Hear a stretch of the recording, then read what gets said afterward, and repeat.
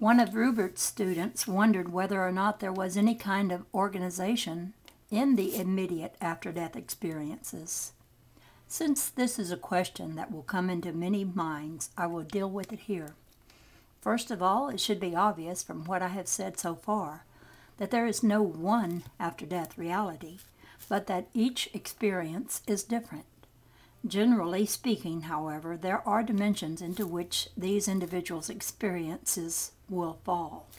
For example, there is an initial stage for those who are still focused strongly in physical reality, and for those who need a period of recuperation and rest. On this level, there will be hospitals and rest homes. The patients do not yet realize that there is nothing wrong with them at all. In some cases, the ideals of illness is so strong that they have built their earthly years about this psychological center. They project ill conditions upon the new body as they did upon the old one. They are given various kinds of treatment of a psychic nature and told that the condition of that body is being brought about by the nature of their own beliefs. Now, many individuals do not need to pass through this particular period. It goes without saying that the hospitals and training centers are not physical in your terms. They are often, in fact, maintained en masse by the guides who carry out the necessary plans. Now, you may call this mass hallucination if you will. The fact is that to those encountering that reality, the events are quite real. There are also training centers. In these, the nature of reality is explained in accordance with an individual's ability to understand and perceive it. The familiar parables for some will still be used, at least initially, and then these individuals will be gradually weaned away from them. In these centers, there are certain classes in which instruction is given for the benefit of those who choose to return to the physical environment. They are taught, in other words, the methods that allow them to translate emotion and thought into physical actuality. There is no time lag, as there must be in the three-dimensional system, between the initiation of such thoughts and their materialization. All of this occurs more or less at one level, though you must understand that I am simplifying the issues here to some extent. For example, some individuals do not undergo any such periods, but because of development and progress during their past lives, they are ready to begin more ambitious programs. Now, I have spoken of such development earlier. Some of my readers, not being perhaps aware of any psychic ability of their own, might think then that they are in for a long and protracted period of after-death training. Let me hasten to tell you that all such ability is not necessarily conscious, and that much of it takes place during the sleep state when you are simply not aware of it. You may, after death, utterly refuse to believe that you are dead and continue to focus your emotional energy toward those you have known in life. If you have been obsessed with a particular project, for example, you may try to complete it. There are always guides to help you understand your situation, but you may be so engrossed that you pay them no heed. I will cover the subject of ghosts separately, rather than in this chapter. Suffice it to say that large fields of emotional focus toward physical reality can hold you back from further development. When consciousness leaves the body and is away for some time, then the connection is, of course, broken. In out-of-body states, the connection still holds. Now it is possible for an individual who has died to completely misinterpret the experience and attempt to re-enter the corpse. This can happen when the personality identified himself almost exclusively with the physical image.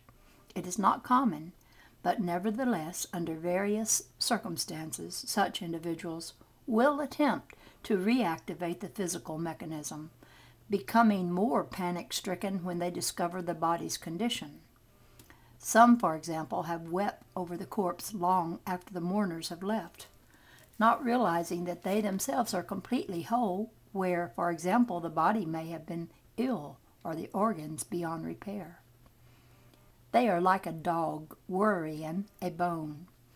Those who have not identified their consciousness with the body completely find it much easier to leave it. Those who have hated the body find, strangely enough, that immediately after death they are quite drawn to it. All of these circumstances, then, may or may not occur according to the individual involved. However, after leaving the physical body, you will immediately find yourself in another. This is the same kind of form in which you travel in out-of-body projections. And again, let me remind my readers that each of them leaves the body for some time each night during sleep. The form will seem physical. It will not be seen by those still in the physical body, however. Generally speaking, it can do anything that you do now in your dreams. Therefore, it flies, goes through solid objects, and is moved directly by your will, taking you, say, from one location to another, as you may think of these locations. If you wonder what Aunt Sally is doing, say, Pogue Skippy, New York, then you will find yourself there. Input. However, you cannot, as a rule, manipulate physical objects. You cannot pick up a lamp or throw a dish. The body is yours instantly, but it is not the only form that you will have. For that matter, this image is not a new one. It is interwound with your physical body now, but you do not perceive it. Following death, it will be the only body you are aware of for some time. Much later and on many levels, you will finally learn to take many forms as you choose consciously. In one manner of speaking, you do this now, you see, translating your psychological experience, your thoughts and emotions, quite literally, but unconsciously, into physical objects. You may find that when you imagine yourself as a child after death, then you suddenly have the form of the child that you were. For a certain period of time, therefore, you can manipulate this form so that it takes any appearance that it had when it was connected with your physical form in the immediate previous physical life. You may die at 80 and after death think of the youth and vitality that you had at 20 and find then that your form changes to correspond with this inner image. Most individuals after death choose a more mature image that usually corresponds to the peak physical abilities, regardless of the age when the physical peak was reached. Others choose instead to take the form they had at the particular point when the greatest mental or emotional heights were achieved, regardless of the beauty or age that characterized the form. You will feel comfortable with the form that you choose, therefore, and you will usually use it when you want to communicate with others you have known. Though for such communications with the living, you may instead adopt the form you had when you were known to the individual you want to contact. These after-death environments do not exist necessarily on other planets. They do not take up space, so the question, where does all this happen, is meaningless in basic terms. It is the result of your own misinterpretations of the nature of reality. There is no one place, therefore no specific location. These environments exist unperceived by you amid the physical world that you know. Your perspective mechanisms simply do not allow you to tune in to their ranges. You react to a highly specific but limited field. As I mentioned earlier, other realities coexist with your own at death, for example. You simply divest yourself of physical paraphernalia, tune into different fields, and react to other sets of assumptions. From this other viewpoint, you can, to some extent, perceive physical reality. However, there are energy fields that do separate them. Your entire concept of space is so distorted that any true explanation is highly difficult. Give us a moment. As your perceptive mechanisms insist that objects are solid, for example, so they insist that such a thing as space exist. Now, what your senses tell you about the nature of matter is entirely erroneous, and what they tell you about space is equally wrong. Wrong in terms of basic reality, but quite in keeping, of course, with three-dimensional concepts. In out-of-body experiences from the living state, many of the problems are encountered in terms of space that will be met after death. And in such episodes, therefore, the true nature of time and space becomes more apparent. After death, it does not take time to go through space, for example. Space does not exist in terms of distance. This is illusion. There are barriers, but they are mental or psychic barriers. For example, there are intensities of experience that are interpreted in your reality as distance in miles. After death, you may find yourself in a training center. Now, theoretically, this center could be in the middle of your present living room in physical space. But the distance between you and the members of your family still living, sitting perhaps, thinking of you or reading a paper, would have nothing to do with space as you know it. You would be more separated from them than if you were, say, on the moon. You could perhaps change your own focus of attention away from the center and theoretically see the room and its inhabitants, and yet still this distance that has nothing to do with miles would be between you.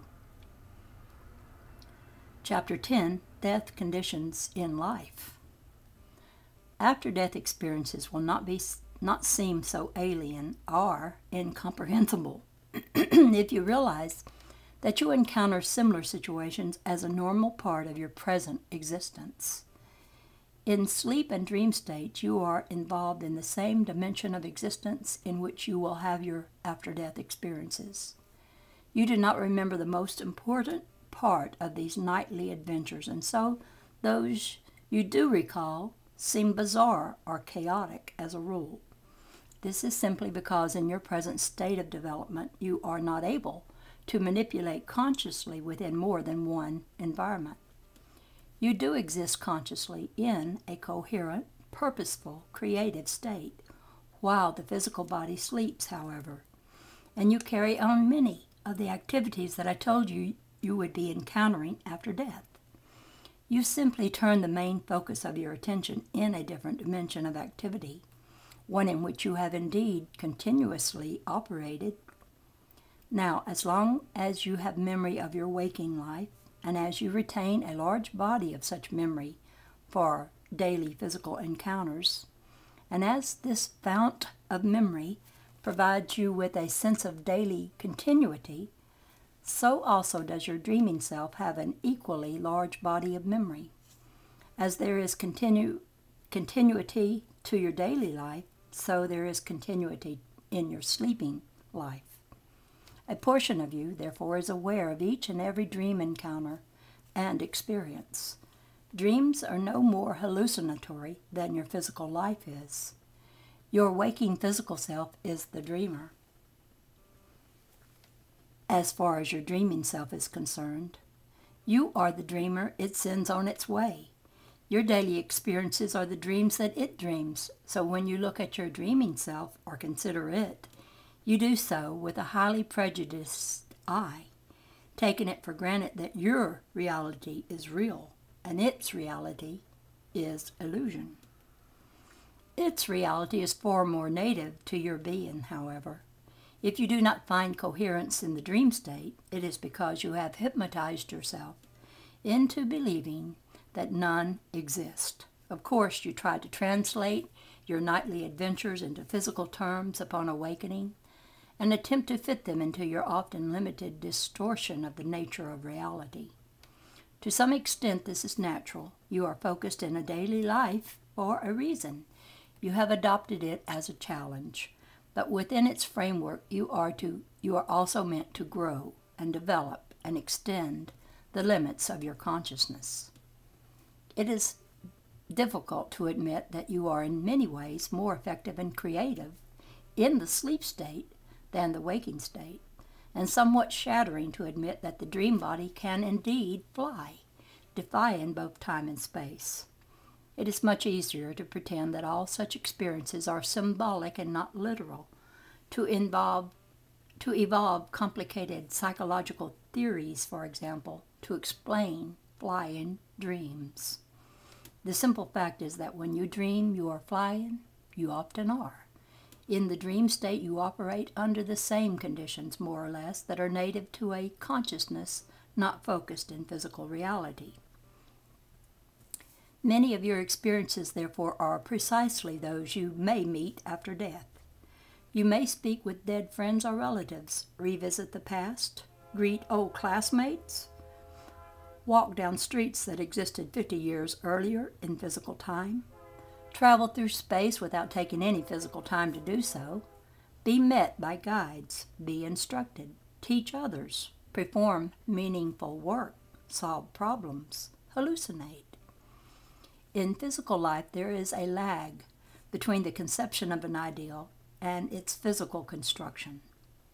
In dream reality, this is not so. Therefore, the best way to become acquainted with after-death reality ahead of time, so to speak, is to explore and understand the nature of your own dreaming self. Not very many people want to take the time or energy. The methods are available, however, and those who do use them will not find themselves alienated when the full focus of their attention is turned in that direction after death.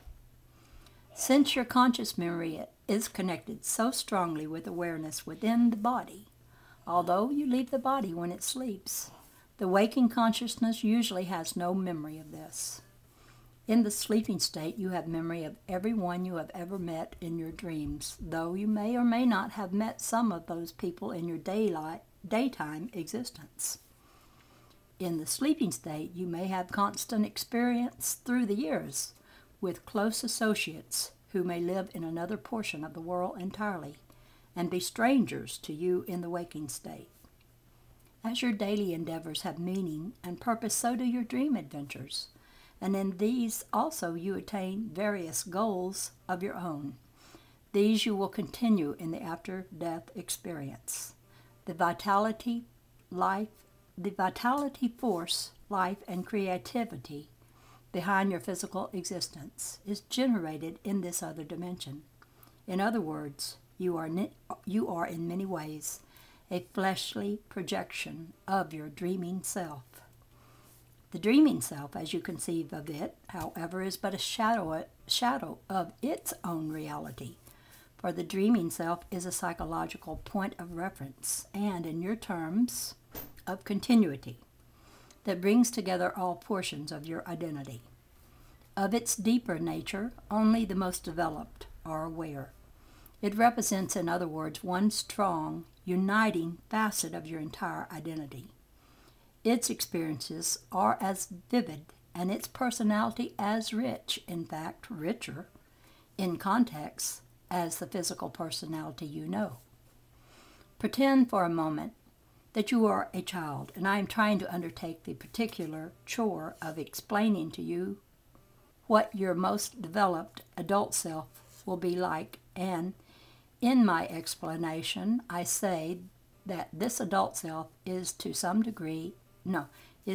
extent already a part of you, an outgrowth or projection of what you are. And the child says, "But what will happen to me?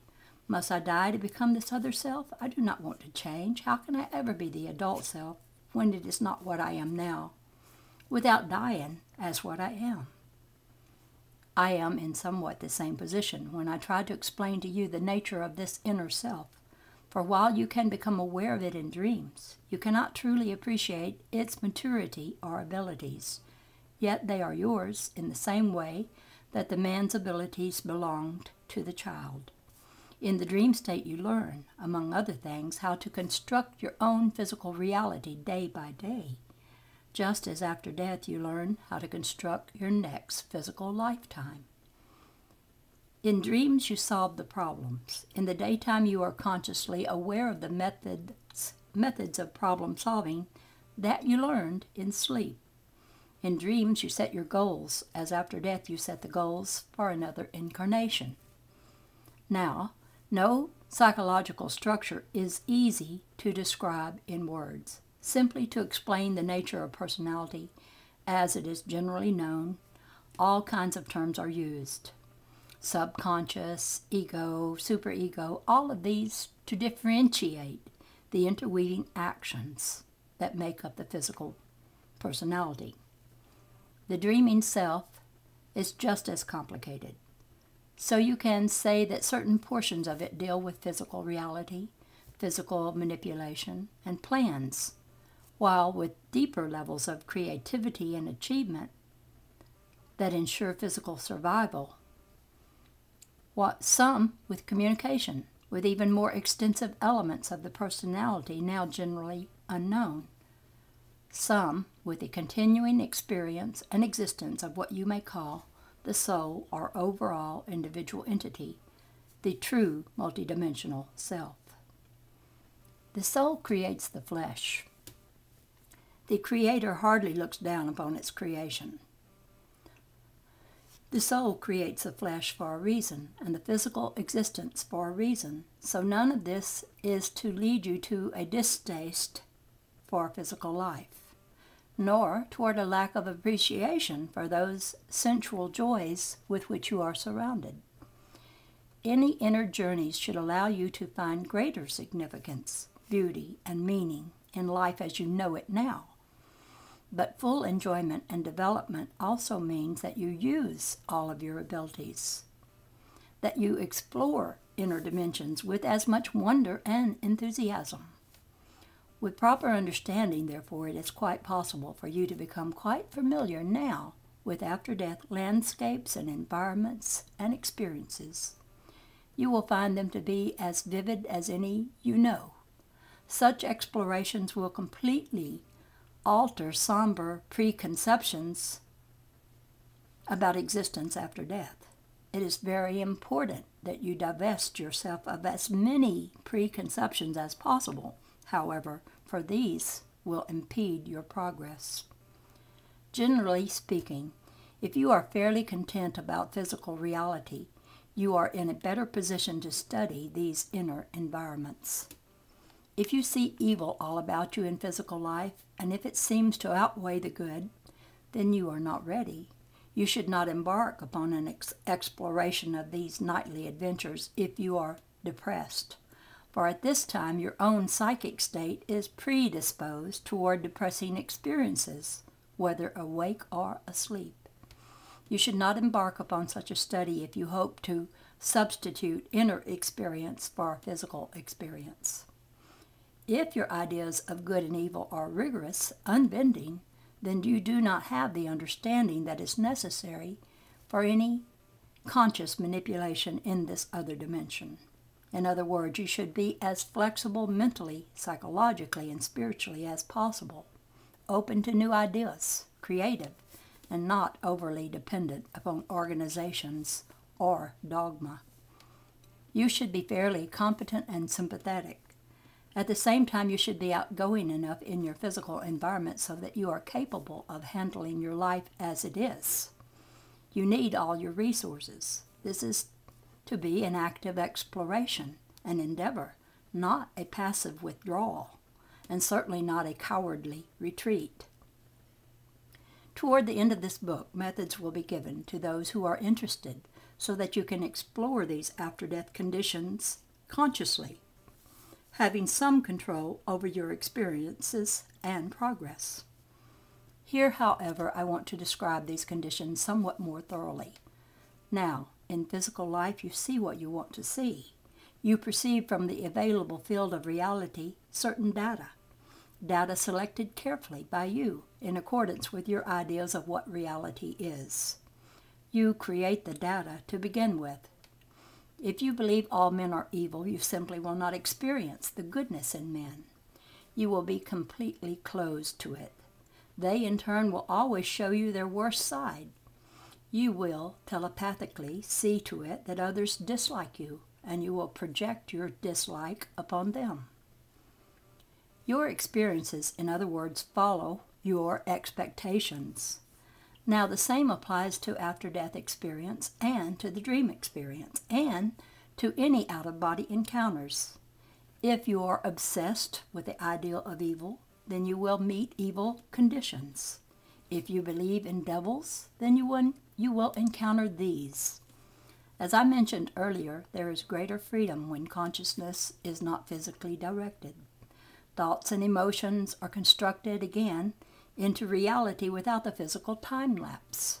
So if you believe that you will be met by a demon, you will create your own thought form of one, not realizing that it is of your own creation.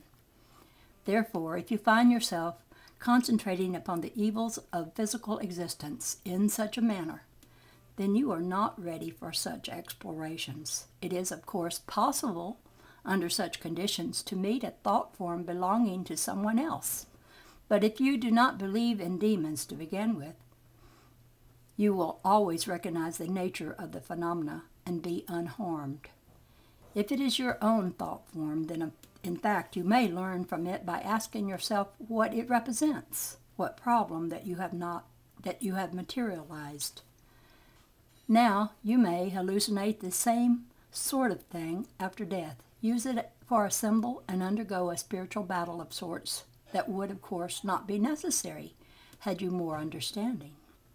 You will work out your ideals, problems, or dilemmas at your own level of understanding.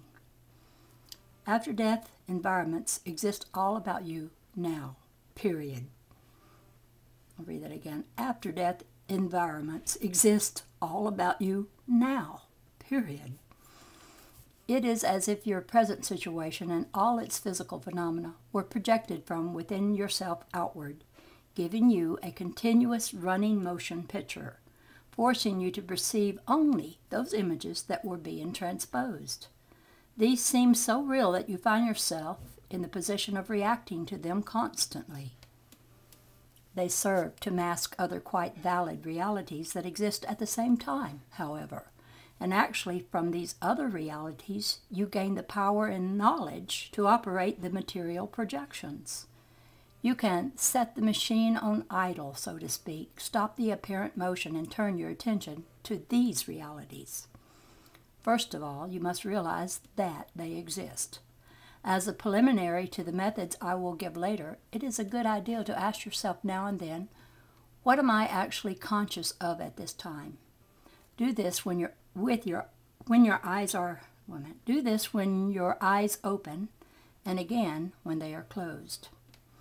When your eyes are open, do not take it for granted that only the immediate perceivable objects exist. Look where space seems empty. Oh, I do that all the time. Look where space seems empty and listen in the middle of silence.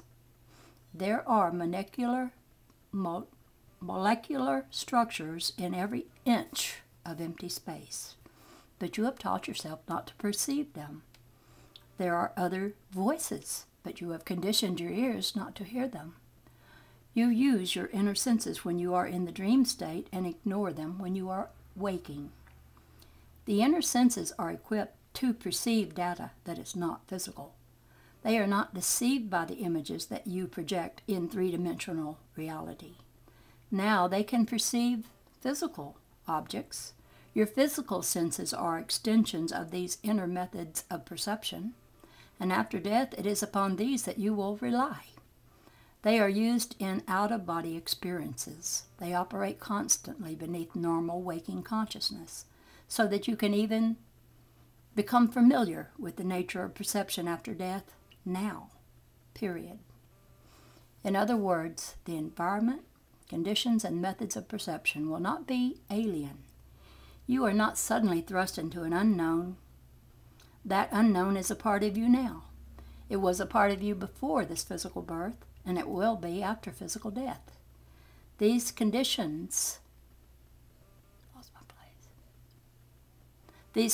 however, have been blotted out by your consciousness in the main, throughout physical history.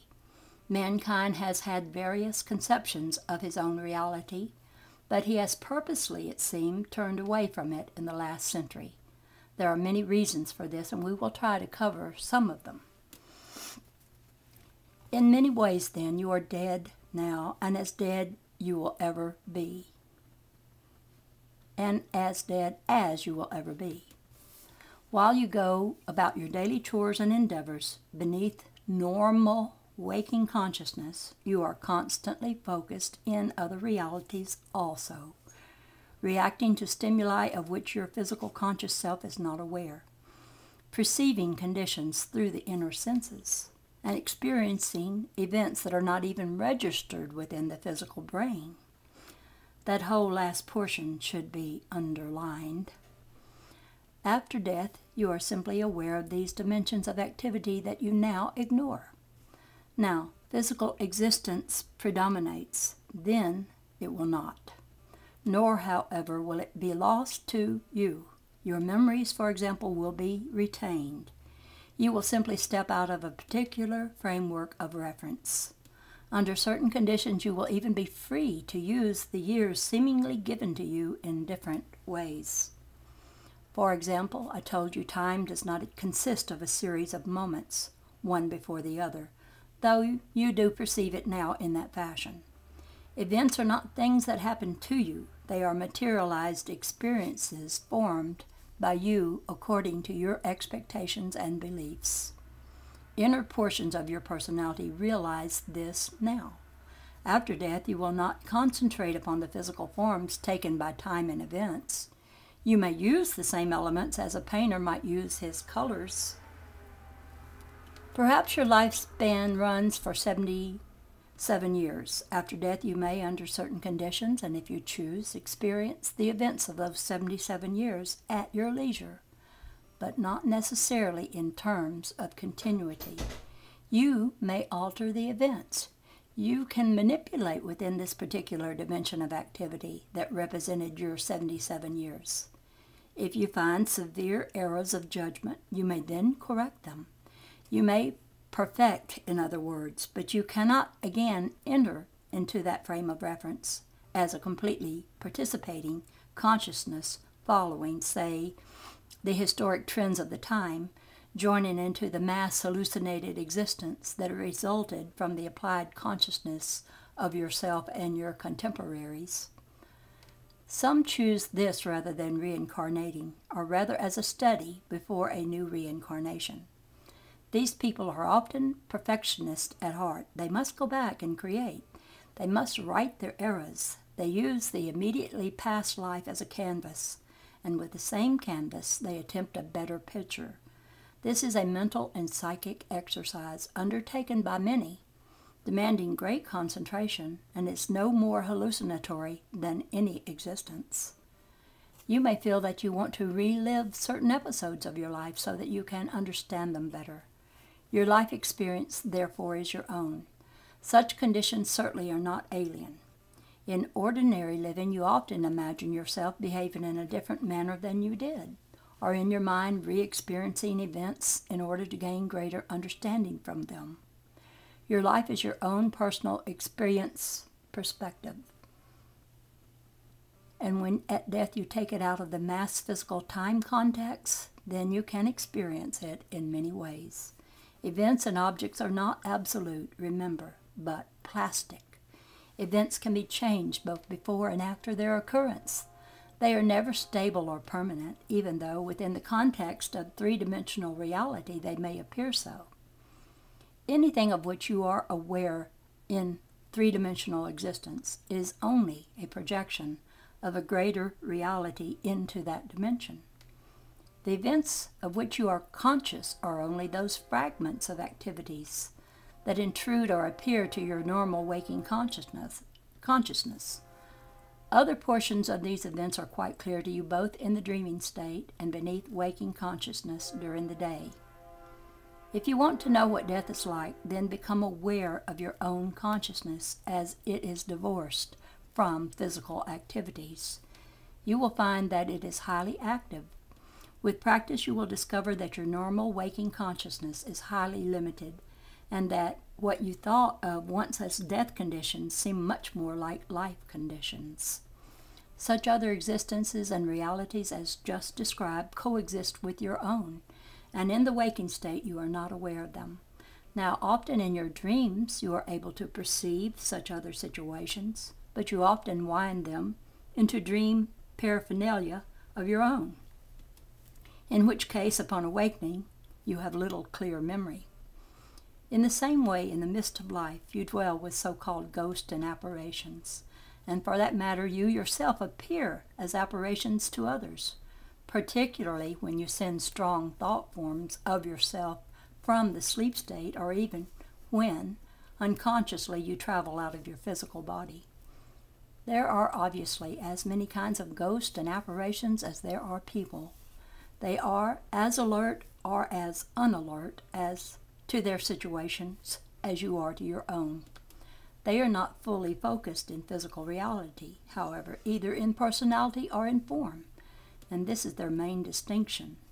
Some apparitions are thought forms sent by survival personalities out of lingering deep anxiety.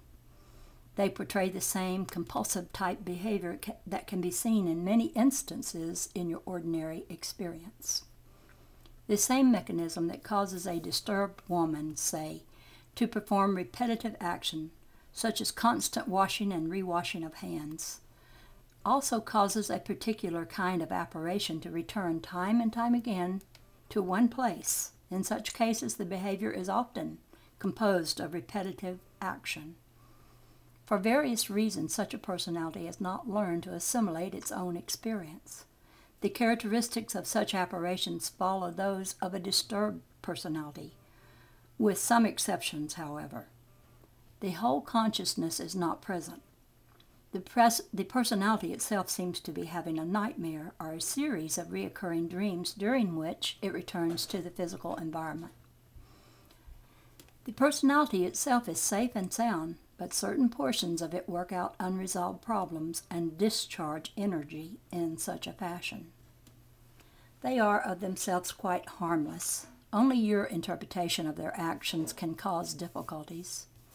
Now, in the middle of life conditions, you also appear on occasion as ghosts in other levels of reality, where your pseudo-appearance causes some comment and is the ground for many myths, and you are not even aware of this.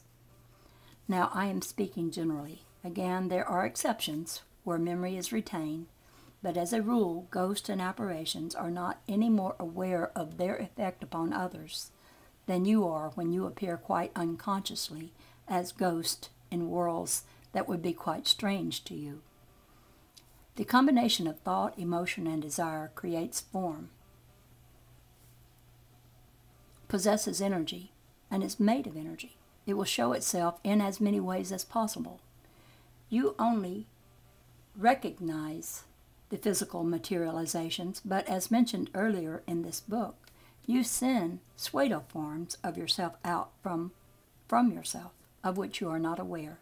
And this is completely aside from the existence of astral travel or projection, which is a much more complicated affair. You appear in astral form in realities that are comparatively more advanced than your own. You are usually recognized because of your disorientation. You do not know how to manipulate. You do not know the customs, but whether you have a physical form or not, if you have emotions or feelings, these will take form. They have a reality. If you think strongly of an object, somewhere it will appear. If you think strongly of being in another location, a pseudo image of yourself will be projected out from you to that place. Whether or not it is perceived and whether or not you yourself are conscious of it, are conscious in it. This applies to those who have left your physical system and to those who are in it. All of these forms are called secondary constructions, for as a rule, full consciousness of the personality is not in them. They are automatic projections. Now, in primary constructions, a consciousness usually fully aware and alert adopts a form, not his native one, and consciously projects it, often into another level of reality. Even this is a rather complicated endeavor and one seldom used for the purposes of communication. There are other much easier methods. I have explained to some degree the ways images are constructed out of an available field of energy. You perceive only your own constructions. If a ghost wants to contact you, therefore, it can do so through telepathy, and you can yourself construct the corresponding image if you desire. Or the individual might send you a thought form at the same time that he telepathically communicates with you. Your rooms are full now of thought forms that you do not perceive, and again, you are as much a ghostly phenomenon now as you will be after death. You are simply not aware of the fact. You ignore certain temperature variations and stirrings of air as imagination that are instead indicative of such thought forms. You thrust into the background telepathic communications that often accompany such forms, and you turn aside from all clues that other realities exist quite validly with your own, and that in the midst of one existence you are surrounded by intangible but valid evidence. The very words life and death serve to limit your understanding, to set up barriers where none intrinsically exist. Some dead friends and relatives do visit you, projecting from their own level of reality into yours, but you cannot, as a rule, perceive their forms. They are not more ghostly or dead, however, than you are when you project into their reality, as you do from the sleep state. As a rule, however, they can perceive you on those occasions. What you often forget is that such individuals are in various stages of development. Some have stronger connections to the physical system than others. The length of time an individual has been dead in your terms has little to do with whether or not you will be so visited, but rather the intensity of the relationship. As mentioned earlier, however, in the sleep state, you may help recently dead persons, complete strangers, to acclimate to after-death conditions, even though this knowledge is not available to you in the morning. So others, strangers, may communicate with you when you are sleeping and even guide you through various periods of your life. It is not a simple matter to explain life conditions as you know them, so it is extremely difficult to discuss the complexities of which you are not aware. The main point I want to make in this chapter is that you are already familiar with all conditions you will meet after death, and you can become consciously aware of these to some extent.